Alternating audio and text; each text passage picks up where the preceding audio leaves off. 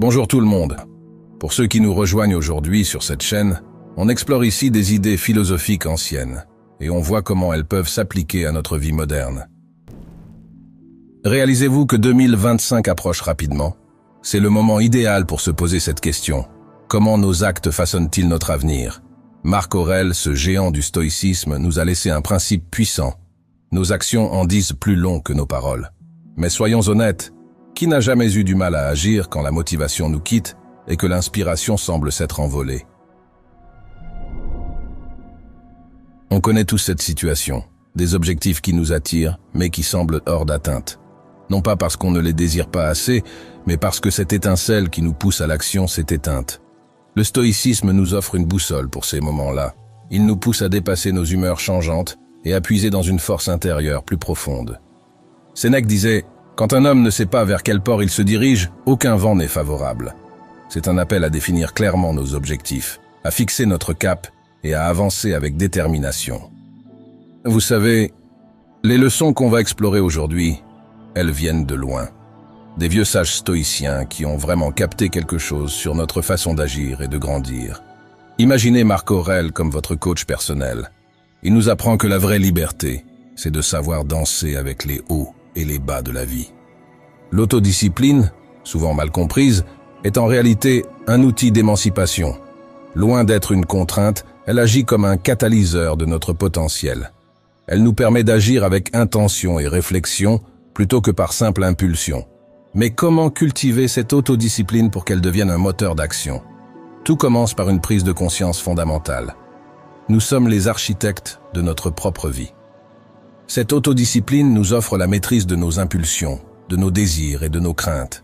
Elle joue le rôle d'un guide intérieur, nous ramenant sur le chemin de nos véritables aspirations lorsque nous nous en écartons. L'objectif est d'harmoniser nos actions avec nos valeurs les plus profondes. Épictète, autre figure emblématique du stoïcisme, soulignait l'importance de transformer les bonnes actions en habitudes, comme voie vers la sagesse. Chaque jour devient alors une opportunité de réfléchir à nos valeurs et de nous fixer des objectifs en accord avec elles. C'est ainsi que nous forgeons, pas à pas, un caractère solide et cohérent. Sénèque, quant à lui, mettait en lumière la valeur des défis. Il enseignait que c'est en affrontant nos faiblesses que nous gagnons en force.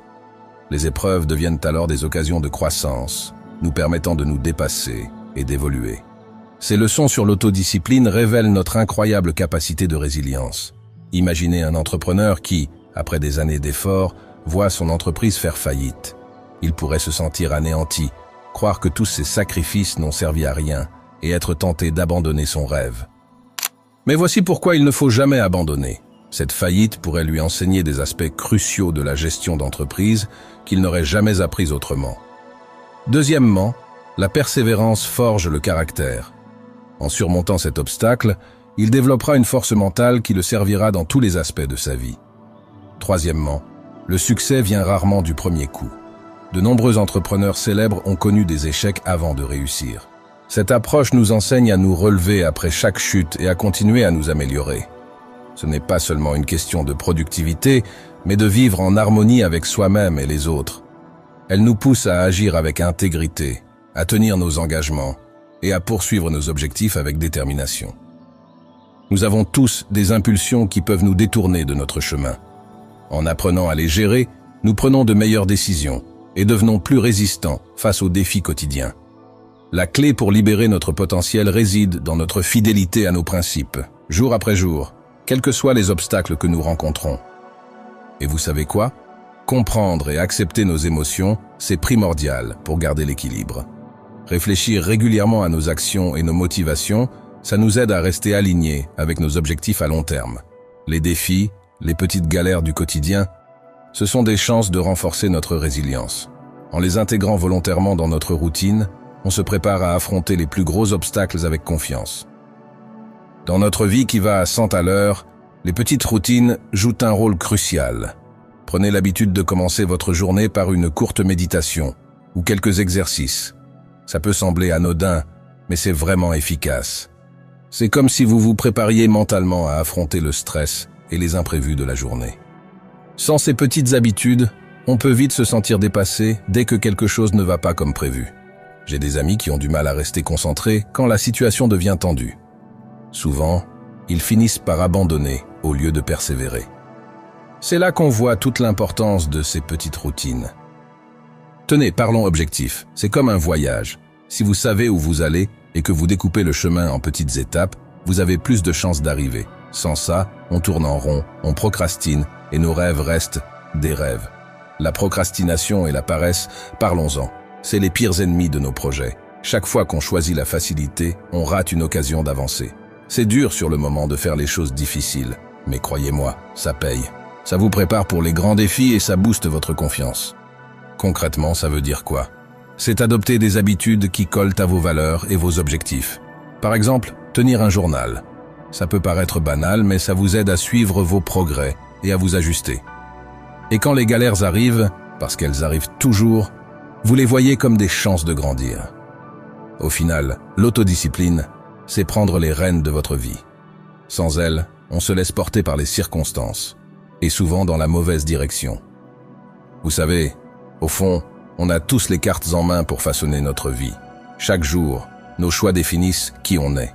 La procrastination, la paresse, ce ne sont pas juste des mauvaises habitudes. Ce sont des choix qui nous empêchent d'atteindre notre plein potentiel. Au lieu de fuir ce qui est difficile, on gagnerait à l'accueillir. C'est dans l'inconfort qu'on grandit le plus. Ça nous pousse à aborder chaque tâche avec plus d'attention et d'enthousiasme. Et le temps, parlons-en. On protège nos biens matériels, mais qu'en est-il de nos heures, de nos journées? Les distractions sont partout, et parfois, on est notre pire ennemi. La solution: organiser sa vie, planifier ses journées avec intention. Reconnaître les distractions pour ce qu'elles sont, des voleuses de notre temps précieux. La discipline, ça peut sembler contraignant, mais c'est en fait libérateur. Essayez d'être vraiment présent dans ce que vous faites. Chaque minute compte. Celles qu'on passe à traîner sont perdues pour toujours. En cultivant cet état d'esprit dynamique, on nourrit non seulement nos actions, mais aussi notre quête d'amélioration continue. C'est comme ça qu'on dépasse nos limites et qu'on devient la meilleure version de nous-mêmes. Nos habitudes quotidiennes reflètent nos engagements les plus profonds. Chaque petite action compte. La pleine conscience, la gratitude, la gentillesse, l'apprentissage constant, la résilience face aux difficultés, l'honnêteté dans nos relations, tout ça renforce notre caractère et ouvre la porte à plus de sagesse et de paix intérieure. Pour intégrer ces bonnes pratiques, il faut de la cohérence. L'excellence, ce n'est pas un acte isolé, c'est une habitude à cultiver chaque jour. Prenons le temps de réfléchir, d'être bienveillant, d'apprendre et de prendre soin de nous, corps et esprit. C'est comme ça qu'on construit une vie qui a du sens, pas à pas, jour après jour. Vous savez, le chemin vers une meilleure version de soi-même, c'est pas une course à la perfection. C'est plutôt comme une longue randonnée, où chaque pas compte. L'idée, c'est pas d'être parfait du jour au lendemain, mais de progresser petit à petit.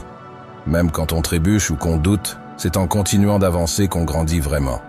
Planifier sa journée, c'est pas juste pour être organisé, c'est pour s'assurer que ce qu'on fait colle avec nos rêves. C'est pratique, c'est pas juste des cases à cocher, c'est les fils d'or de la vie qu'on choisit de vivre. Que ce soit être reconnaissant, nourrir son esprit ou être intègre dans ses relations, chaque action nous construit. Vaut mieux faire quelque chose 5 minutes tous les jours qu'1 heure une fois par semaine. Une astuce pour ancrer de nouvelles habitudes. Associez-les à des choses que vous faites déjà. Comme prendre un moment de détente après s'être brossé les dents le matin. Ça devient naturel avec le temps. Et surtout, soyez cool avec vous-même. Rater une journée, c'est pas grave. L'important, c'est de reprendre le lendemain, même en douceur. Avec de la patience et de la détermination, ces petites actions deviendront une partie de qui vous êtes. C'est comme ça qu'on construit une vie qui nous ressemble vraiment. Alors, quelles sont les habitudes positives que vous avez déjà mises en place? Comment ça a changé votre quotidien? Partagez vos expériences. Ça pourrait vraiment inspirer d'autres personnes sur leur propre chemin.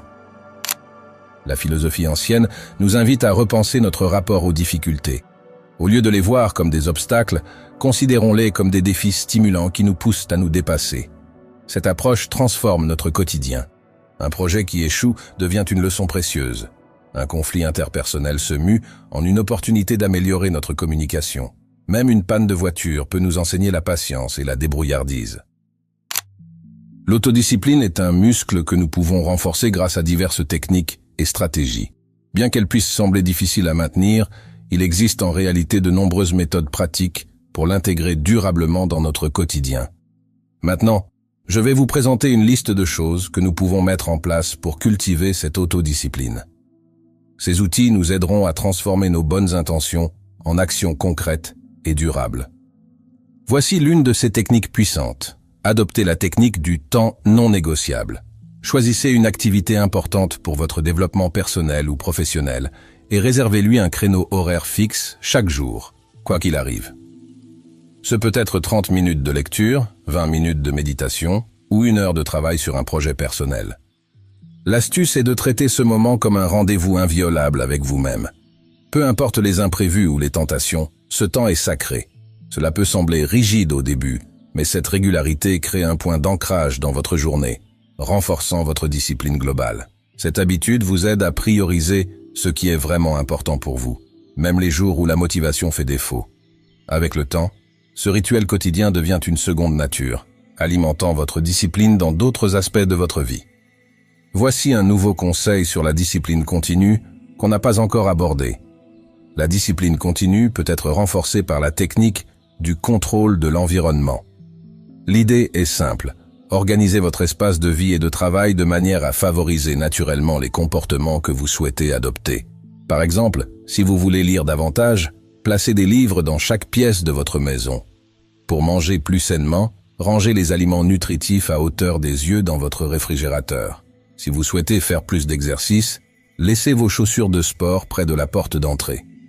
Cette approche réduit la friction entre votre intention et votre action. En rendant les bonnes habitudes plus accessibles et visibles, vous augmentez vos chances de les maintenir sur le long terme.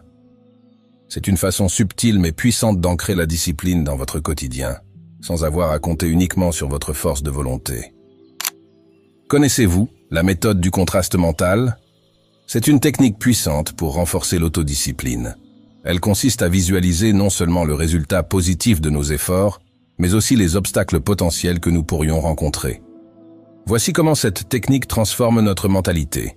Premièrement, elle nous prépare psychologiquement aux défis.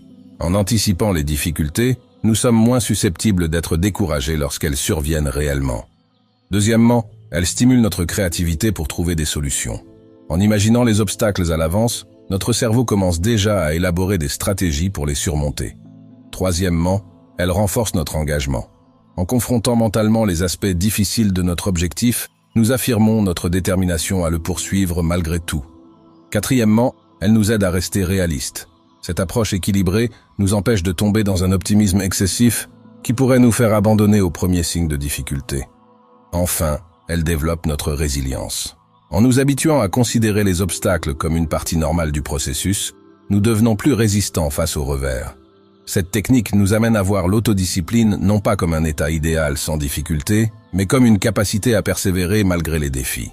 Elle transforme notre perception des obstacles, les faisant passer de menaces à opportunités de croissance. Parmi ces outils puissants, il en existe un particulièrement efficace pour ancrer de nouvelles habitudes dans notre vie, la méthode du si alors. Cette approche simple mais ingénieuse peut significativement améliorer notre capacité à maintenir notre discipline au jour le jour. Voici comment cette technique fonctionne et pourquoi elle peut être si transformatrice pour notre mentalité et nos comportements. La méthode du si alors est un outil efficace pour ancrer l'autodiscipline dans notre quotidien. Elle consiste à créer des plans d'action conditionnels pour des situations spécifiques. Cette approche transforme notre façon de penser et d'agir face aux défis quotidiens. En établissant ces plans à l'avance, nous automatisons nos réponses aux situations difficiles. Par exemple, si je me sens stressé, alors je ferai 5 minutes de respiration profonde. Ou, si je suis tenté de procrastiner, alors je travaillerai pendant seulement 10 minutes sur ma tâche. Cette technique nous aide à voir les obstacles comme des déclencheurs d'action positive plutôt que comme des barrières. Elle renforce notre sentiment de contrôle et développe notre capacité d'anticipation. Au lieu de nous laisser submerger par les imprévus, nous avons déjà une stratégie en place. La méthode si alors cultive également une mentalité orientée vers les solutions. Elle nous habitue à penser en termes de réponses concrètes, plutôt que de nous focaliser sur les problèmes. Avec le temps, cette approche devient naturelle, transformant l'autodiscipline en une série de choix prédéfinis, qui guide nos actions vers nos objectifs.